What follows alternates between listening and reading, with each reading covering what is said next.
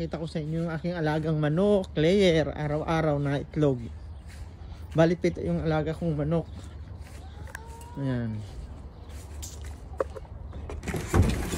Yan yung alaga kong manok.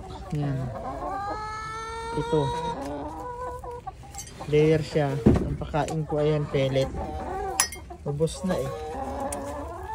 Pero hindi sila lahat araw-araw na itlog 5. Depende. Minsan, kaya sila ang lalaki. Oh. Kulay brown. Ayan.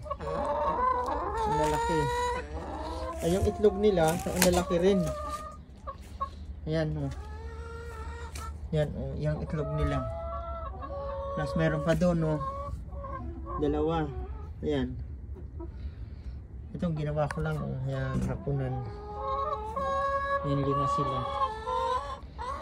Maganda. Libre na kami sa itlog. Saka hindi naman din mabaho ang ipot nila. Araw-araw na itlog. Pero itong manok namin, nalaga ko, 18 months na. $3 lang isa. Bili namin.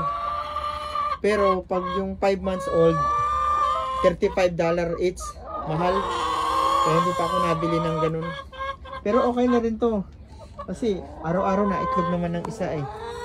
Pero kasi pag yung 5 months old, 2 sa ang itlog sa isang araw, isa sa umaga, isa sa hapon. Ay kaso medyo mahal nga, $35 each.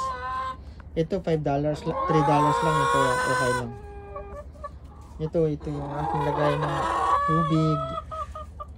Dito sila nahapon eh. Ginawa akong hapunan, hindi naman sila doon nahapon eh. Yan, mababait sila. Yan ang aking alagang manok.